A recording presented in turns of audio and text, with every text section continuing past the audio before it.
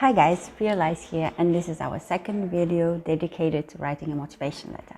In case you haven't checked our first one, you can find it right here or down below in the description box.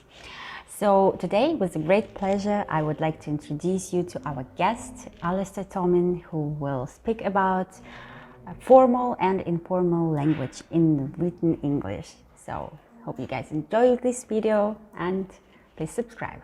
Hello guys, Alastair here, and I welcome you to the first episode in a series of videos made exclusively for Realize, aiming to provide helpful tips and pointers regarding the use of functional business language.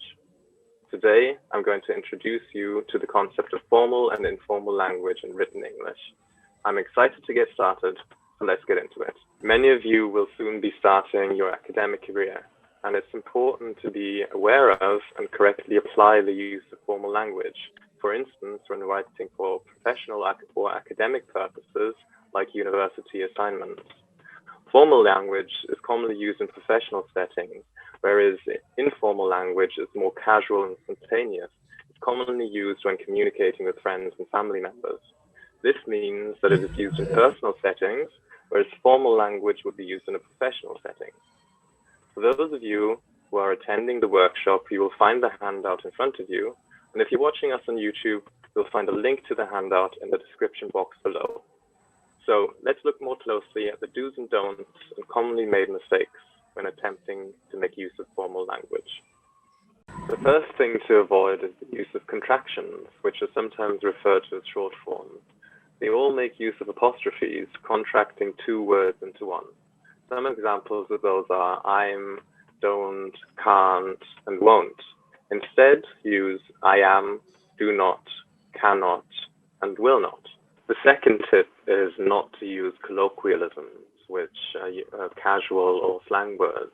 Some examples of those are, instead of saying I'm sorry, replace it with I apologize. Instead of it seems, use it appears. Instead of anyways, use nevertheless. Instead of but, use however. Instead of I think, use in my opinion, and instead of it's about, use in regards to.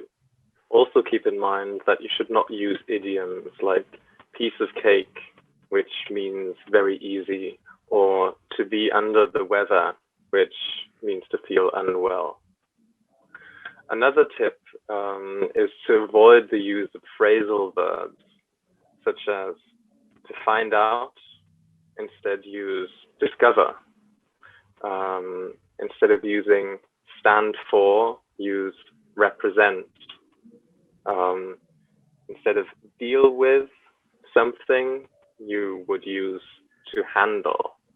Or instead of looking at, you would use examine. The final pointer is regarding modal verbs.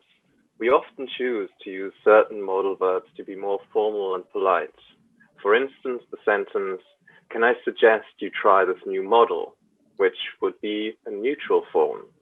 May I suggest you try this new model is more formal than can. And might I suggest you try this new model is the most formal out of all of these. So these are the most common mistakes I suggest you avoid when writing a business letter or statement of purpose. We'll discuss some more of these next episode. That's all for today. Thank you for joining. Please like and subscribe if you found this content helpful, and please check out our social media accounts to get in touch.